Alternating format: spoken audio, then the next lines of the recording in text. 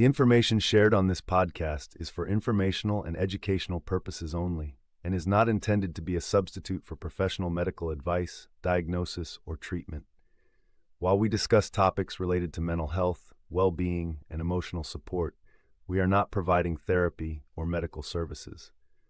Always seek the advice of your physician, psychologist, psychiatrist, or other qualified mental health provider with any questions you may have regarding a mental health condition. If you are in crisis, feeling unsafe, or need immediate support, please contact a mental health professional or emergency services in your area. The views expressed by guests and hosts are their own and do not necessarily reflect those of any affiliated organizations or institutions.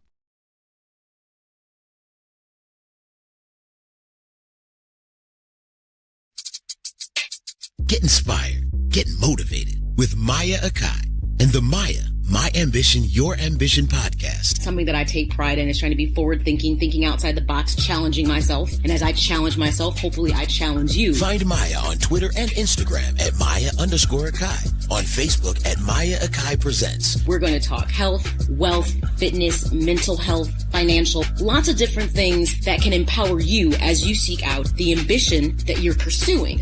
Or get everything M.A.Y.A at MayaAkai.com.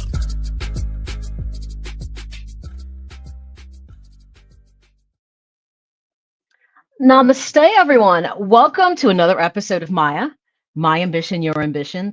As I like to say, this is a podcast that looks to embrace the salient topics related to mental wellness from a fresh and forward-thinking perspective.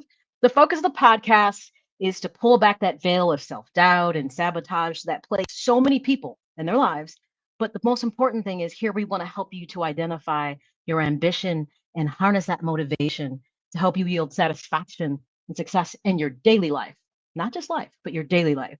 So if you are a first-time listener or viewer, as I like to say, buckle up for safety, because occasionally you can get an unexpected bumpy ride, but I guarantee you'll still be safe. And of course, if you're a returning listener or viewer, welcome back, and you are more than familiar with how we do things here. So there's a rule number one we have about this podcast. Work at your own pace. You'll discover the process. There are so many different episodes. So I always say, you know what? It's never about always keeping on pace, but making sure you work at a pace that works for you.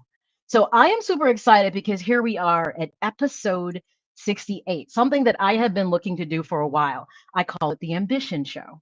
And I'm excited because it's featuring Tamar Blue, the CEO and founder of MentalHappy. Something that for me, when I found out about this, is kind of like close to my heart. I really like what it has to offer. But it's her story. The reason that the Ambition Show is so important is because you're going to meet people who take their purpose and their passion and it intersects with their ambition. And you're going to see what the outcome of that is. So before we jump into that, of course, we've got to do our housekeeping stuff. You can always find episodes of M.A.Y.A, My Ambition, Your Ambition, iTunes, Apple Podcasts, iHeartRadio, Amazon Audible, Spotify, whatever your podcast platform is. Just search M.A.Y.A, My Ambition, Your Ambition, and you can find the episodes. Of course, I'm going to encourage you to subscribe and share the YouTube channel. M.A.Y.A Speaks to You. And always get social with M.A.Y.A. You can find me on X and IG at M.A.Y.A_Akai. That's AKAI. Or Facebook is M.A.Y.A Speaks to You. So there's so many different ways to connect with the show. If you are a returning listener or viewer, that's one thing that you know that we do here. It's called the toolbox. And the toolbox is always super important because what the toolbox is all about, literally, is every episode is to give you something to work with. And this particular toolbox is going to be about really what it looks like to have ambition. So what is a toolbox, if you're wondering, for the new people? It's about you open up and take out the one most important tool I hope you've gathered since you've been listening to M.A.Y.A, your EI or emotional intelligence. And this is your ability to manage your emotions, but more importantly, understand others. It's the capacity to be aware of you, be in control of you, and express your emotions, but also handle those interpersonal things from the outside that can be challenging. So every show I tell people, hey, take out your toolbox because you're going to learn something. It's going to be a takeaway that you could put that. So now that you've got your toolbox open, you've got your emotional intelligence out. When our guest starts talking about that passion and purpose and how you get there, start thinking about yourself.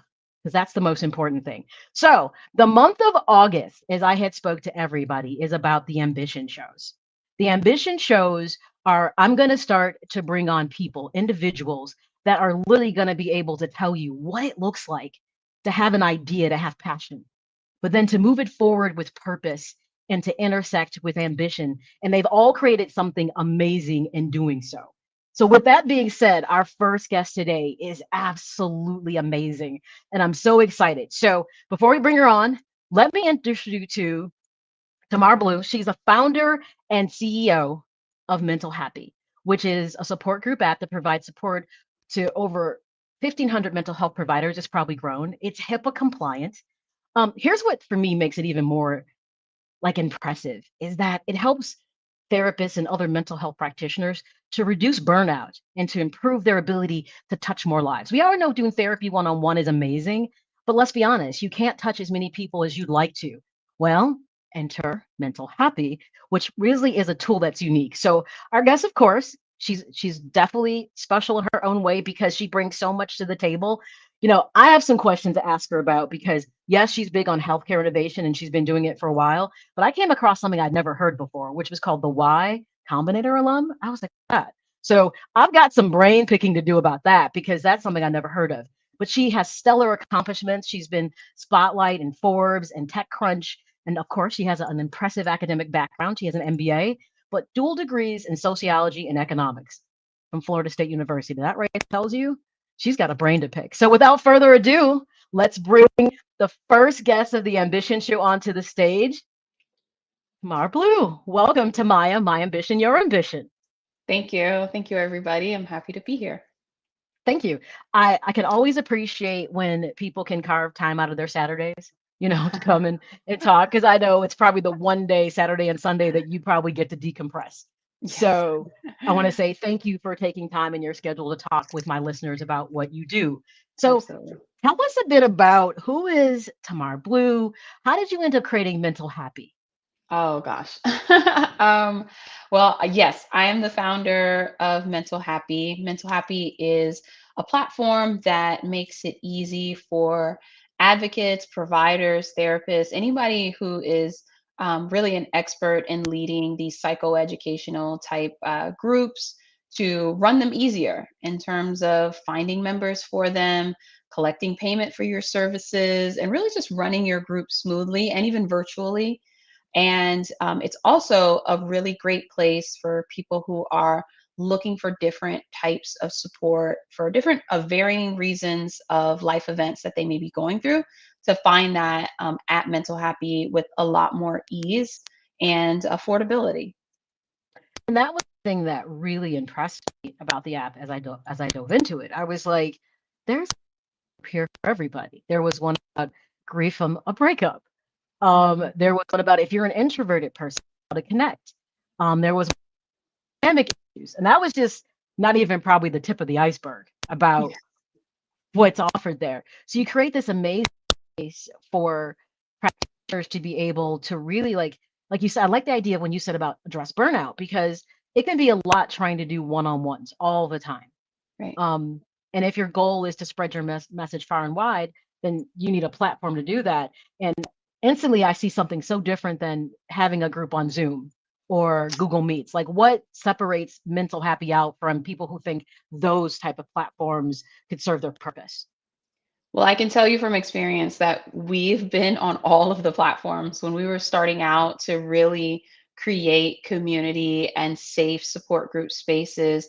There, we were trying to fit ourselves into other platforms that didn't work for us. We were on social media sites and we tried to create groups on social media sites. We even grew like a really big community of over 90,000 people engaged in community and broke those people down into tiny support groups, just as you mentioned, right? Like whether it's caregiver support, chronic illness, maybe you're going through a breakup, maybe you're leaving the military and going back to civilian life. So any life transition thing, or maybe something that happened to you, we were creating support groups for, but it just really wasn't working for us. We tried meetup.com. We tried just using, like you said, Zoom links, and every platform had something that was lacking. Either it was very difficult to collect payment for the group facilitators that were obviously giving their services to the group, or even if they were accepting donations, that was very difficult to collect funds on their behalf.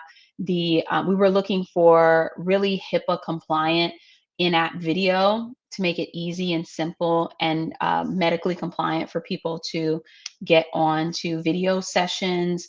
We wanted people to have their own app and know that the app doesn't have any bots, it doesn't have any spammers, they won't be advertised in any type of way, their data won't be stolen or screenshots taken. So we've tried all the platforms that are potentially out there that people are using for support groups. And when we sat back and thought about it, we created all the things that we wanted to create for ourselves.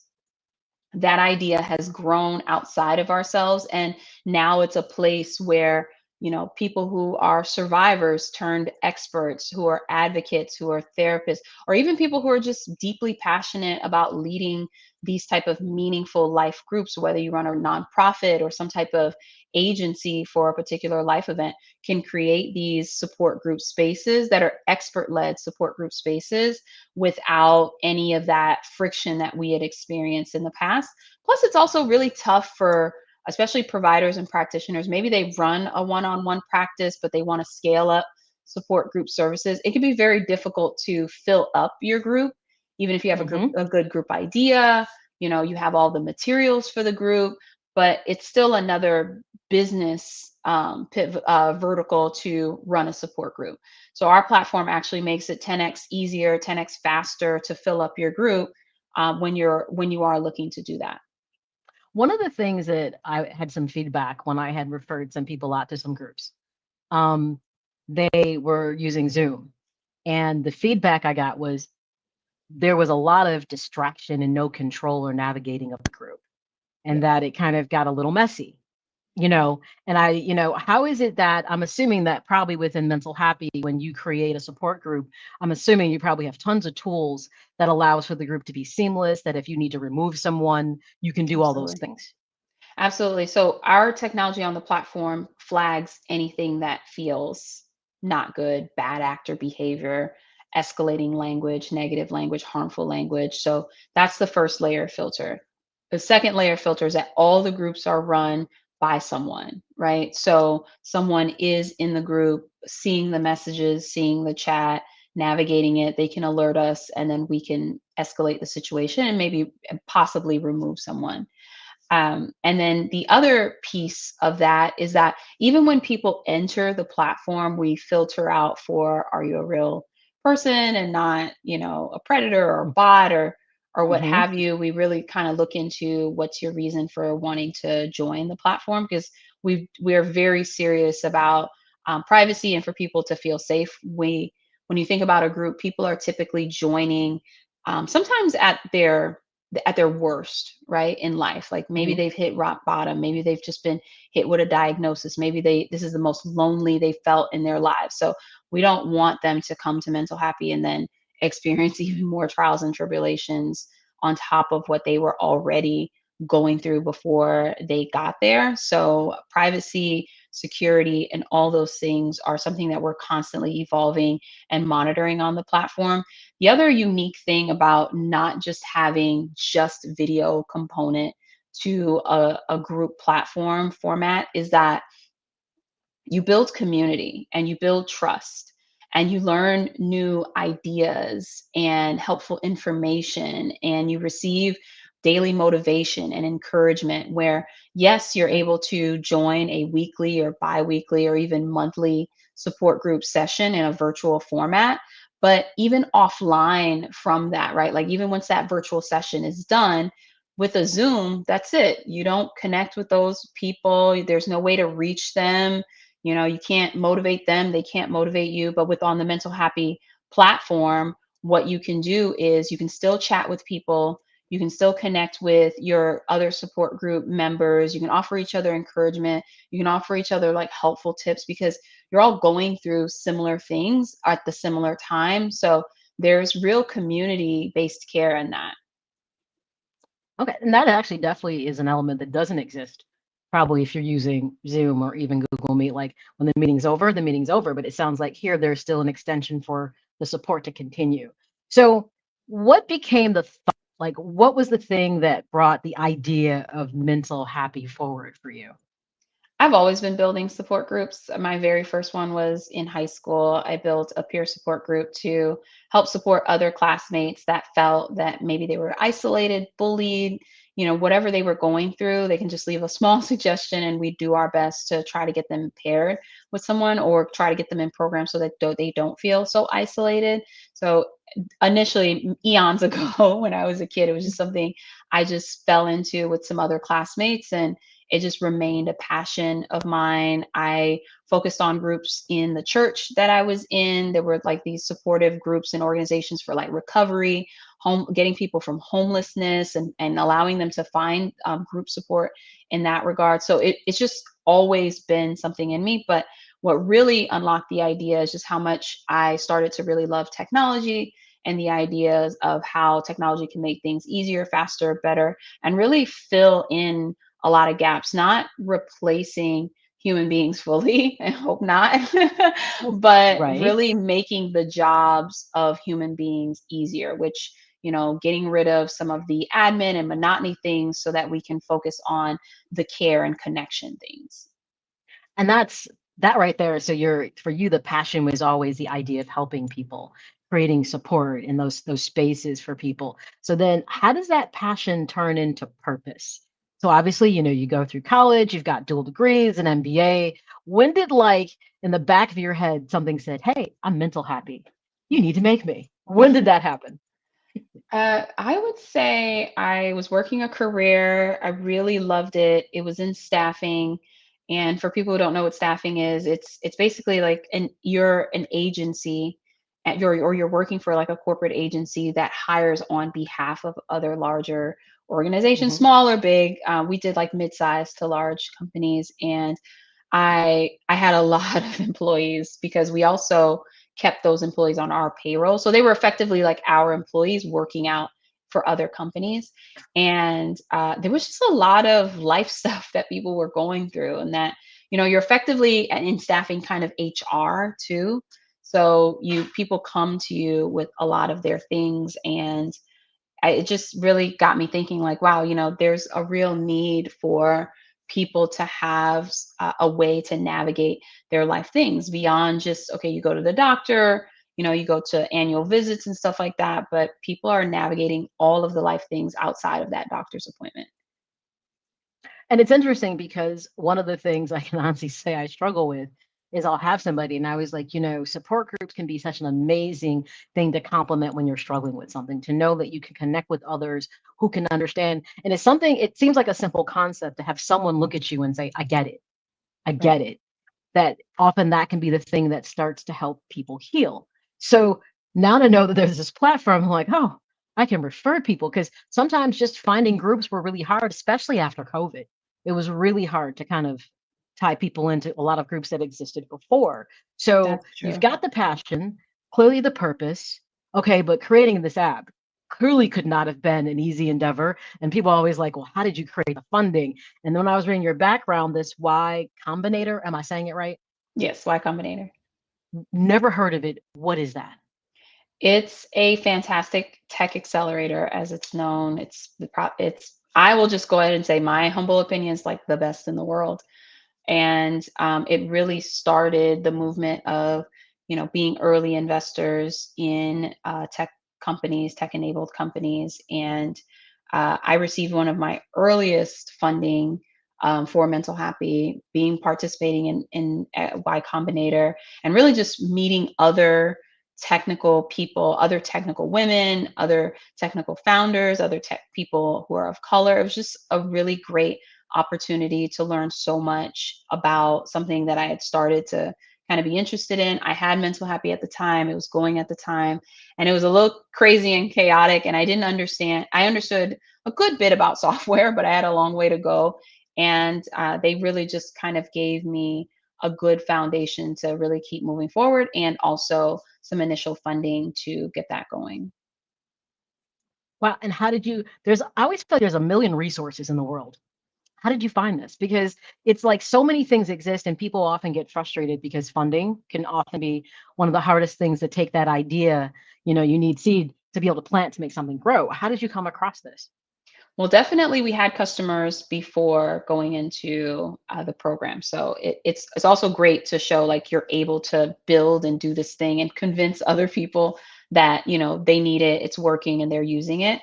So that's always very helpful. I came across it because my co-founder, deeply in tech, he's our CTO, and he just knew all the things about tech. So he was just the one telling us about the program, and we applied, and you have to do an interview, and we got accepted. And that's all she wrote. And here you are. What an It's like amazing a million opportunity. other things in there, but it's just to keep the No, no, timing I short. believe it. When I read that, I was like, this sounds unique. It's different. I've never heard of this before. I did a little research and I was like, oh wow, this is something different that tons of people would probably be like, this exists because the idea of you can have an idea, but probably one of the biggest things that detracts most people from pursuing something, it has to be more than just a dream. Yep. Because if it stays in the dream state, you're not going to be able to achieve anything. It has to become a goal. And that goal has to have a plan. And that's one of the things, in talking with people, like when you have ambition, it can't just sit in I have this idea. It's like, well, how do you think you can bring that to fruition? So, in seeing something like this, so you have this amazing app. Where do you see it like in 5 years, 10 That's a years? great that's a great question. Even in a year, have been doing just some small trials with other countries where people have requested to put their support group on our platform. There's just been some amazing countries across the continent, Africa, that are interested. We're getting really good pull from like Australia and UK and other places. So we've just been doing like some small tests with other countries. So we definitely want to see the platform broaden so that people in other cultures, other languages that are wanting to facilitate groups and join groups, especially in places where mental health is like very taboo, or there aren't, therapists are very scarce. There's not maybe a lot of therapists that people can actually go see just because the number of therapists are small. So groups allow them to really scale their services. Perhaps they live somewhere very rural and it's difficult to get to a city to go see a therapist in the city. So definitely in the next year, couple years, we want to be expanded into other places and other languages.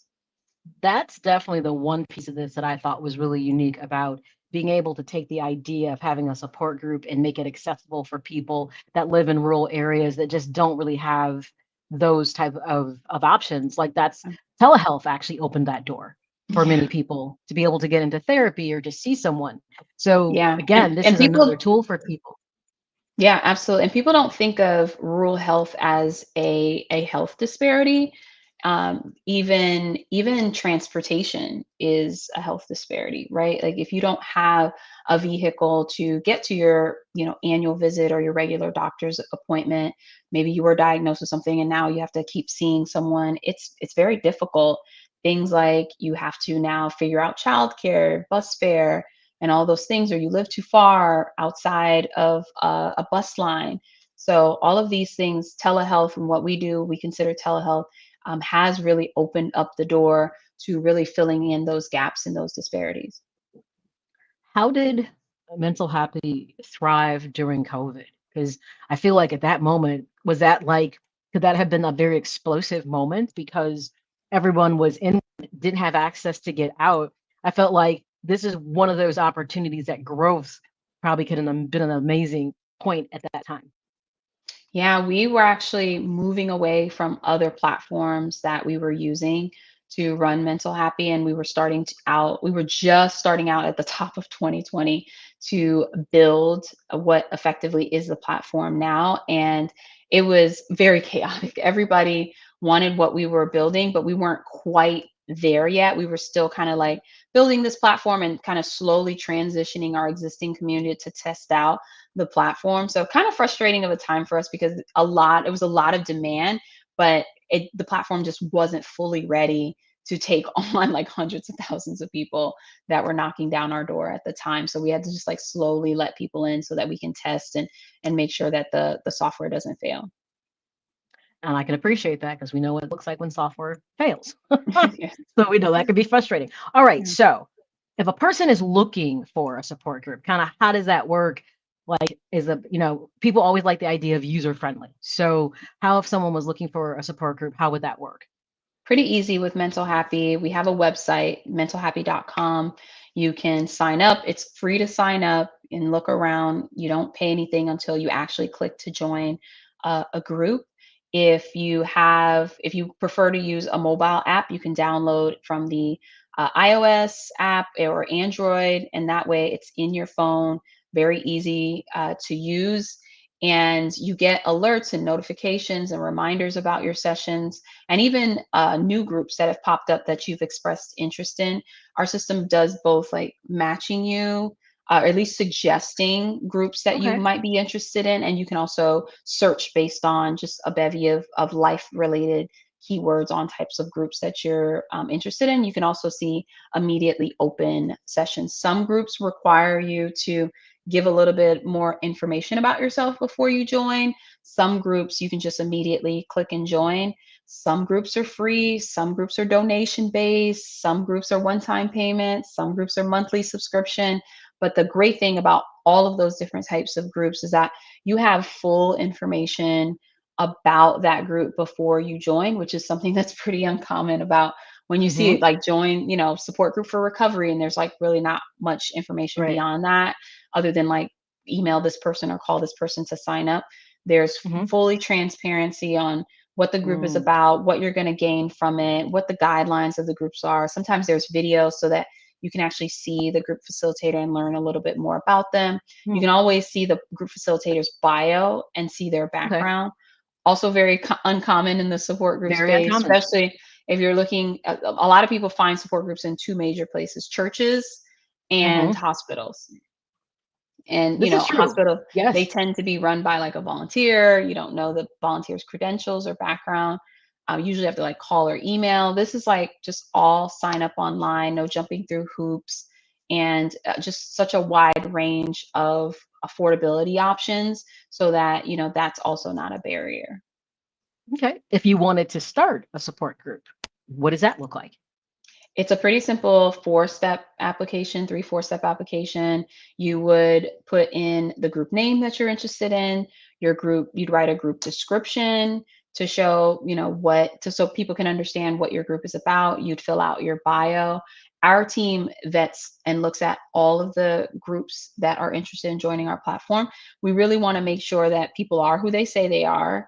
They have the Hmm. education that they say they have, and they are ready to start the group, because once people start joining, you have to kind of get going, and people have expectations. They want resources, they want the virtual session.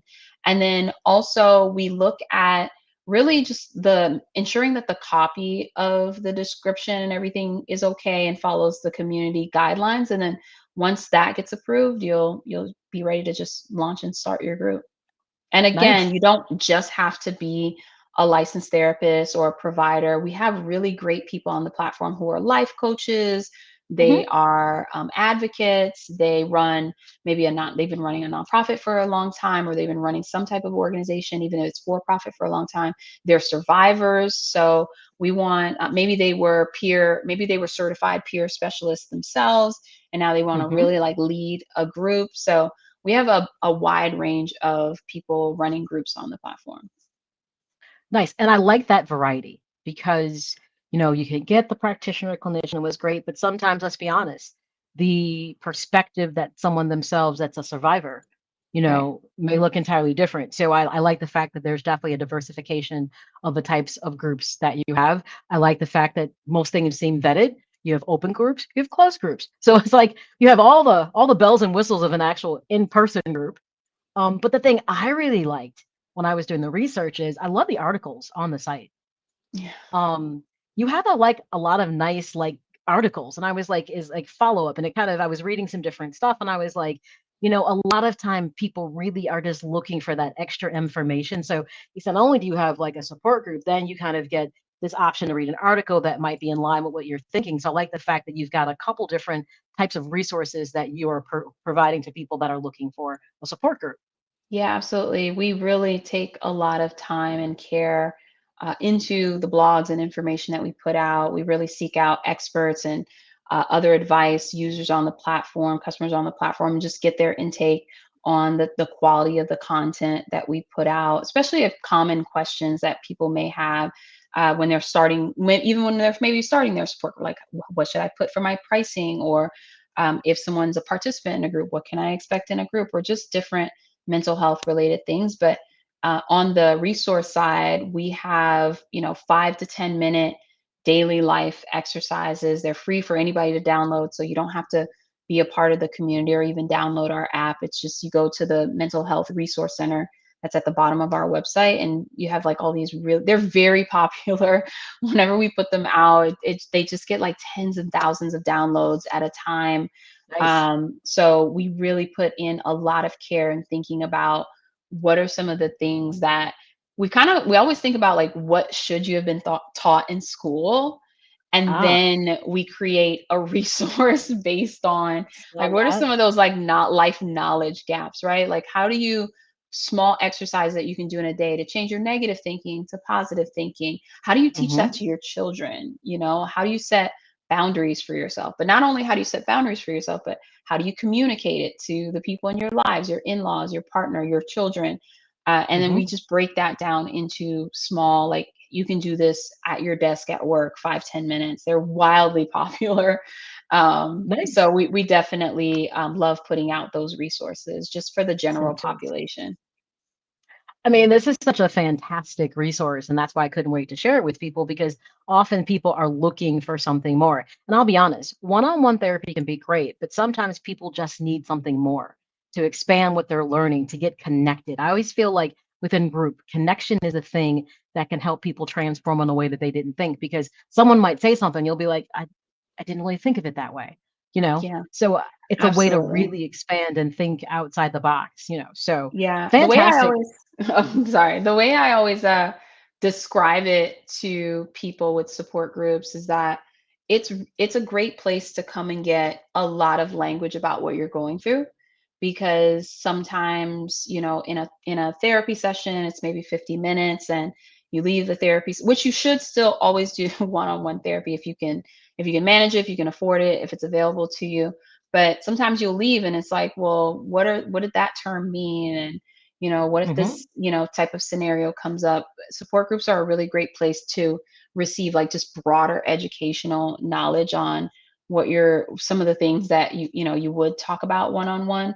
And then also it's a place to find these unique things that relate to your life specifically. I always remember an example of a support group participant. She had been a caregiver of her mother for a long time, who had Mm, been working on healing certain cancers.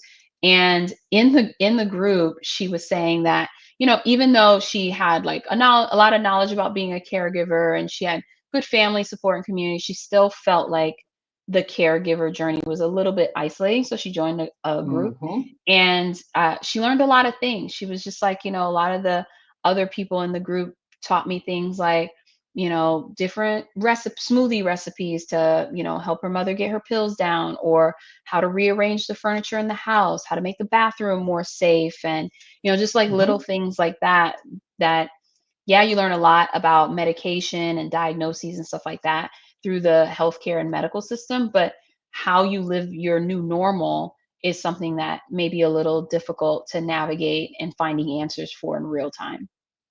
One of the groups that's desperately needed is what you just described, which is often referred to as caregiver fatigue.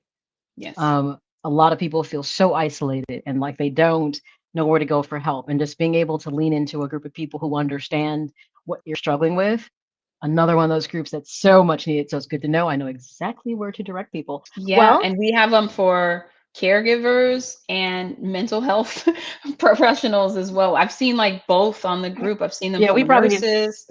I've yeah, seen we them for probably need a regular group too. people. Yeah, we probably need a group too. All right. Thank you so much for your time. I know you took out this Saturday and you could be doing so much, but thank you for sharing. I appreciate it. Definitely going to be promoting this. I guarantee you people are going to start to kind of pay attention and go on the app and be like, let me see if I can find, a support group. So I appreciate you for taking time out to chat with us. Thank you guys so much. I really appreciate your time on a Saturday to listen to me, and I wish you all well. All right. Thank you. Well, everyone, that is Tamar Blue. She is the founder and CEO of MentalHappy, which has it has a support group for everyone, is what I like to say. So make sure you check it out. It's fantastic. It has so much useful things. So thank you for everyone to listening to this episode. As I said, the whole purpose of the podcast is to help you to identify your ambition, harness your motivation, to help you acquire the success and satisfaction you seek in your life. So remember, you can always find episodes of Maya, My Ambition, Your Ambition, iTunes, Apple Podcasts, iHeartRadio, Amazon Audible, Spotify podcast platforms to search Maya, My Ambition, Your Ambition. Of course, you can always listen to episodes of Maya. The website is kind of like a good kind of springboard just to find everything. You can just go to www.maya-speaks.com and everything Maya is there. Make sure you subscribe to my YouTube channel, Maya Speaks to You. And always get social with me. You can find me on X and IG at Maya_Akai. That's AKAI. And Facebook at Maya Speaks to You. But of course, like I said, if you just go to www.mayaspeaks.com, you can find all things Maya, including you should check out the inspirational blog that's there. Once a week, I post something I think you should really marinate on. Just one a week. I'm not trying to throw something at you daily. And the one that's there now, most people had said, that was money. That made me really rethink how I was looking at life. And it's something simple, but it speaks volumes. And of course, there is the Me on Pause, the menopause blog. Everybody falling into my group. So informative about things. For instance, this current post for the week is ADHD and menopause. Bet you didn't think there was a correlation, but there is. So make sure you jump on maya-speaks.com and check out the inspiration blog as well as Me on Pause. All right, everyone. Until next time, remember, I love saying this. And by the way, this is not my saying. I stole it from Pearl Jam. Your present becomes your past, and your future is no more. So live every day to the fullest. All right, everybody, stay safe and keep being absolutely amazing. And I will see you next week. And wait, before we jump out, I got to tell you, tune in next Saturday, August 9th at 2 p.m., because the next guest is going to be equally amazing. Julian Bermudez is coming on, and he is a trauma therapist guru. He is the founder of psychedelic integration trauma. It's not what you think, just to let you know. But I'm going to tell you something. The trauma work he does, he has put more than 15 years into his process. And I'm like, if you're a person who has been struggling and you're trying to figure out how to get from underneath your trauma, Julian might be somebody you definitely want to meet. But for sure, tune in next Saturday, which is the 9th at 2 p.m. Central Standard Time, and you can hear all about how he approaches his trauma treatment different than a lot of other clinicians. All right, everybody, that's it. I appreciate you for dropping in. And of course, we'll see you next Saturday. Have a good one. Ciao.